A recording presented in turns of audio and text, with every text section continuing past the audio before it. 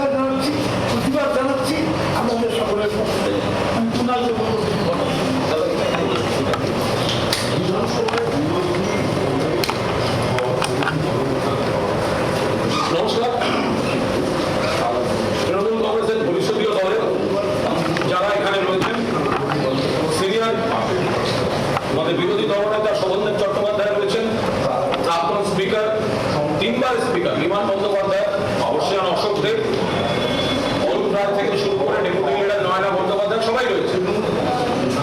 আমাদের পরিষ্কার বক্তব্য, বিরোধী দলের সম্মান এই বিধানসভায় এই বিজেপি সরকার দিচ্ছে না।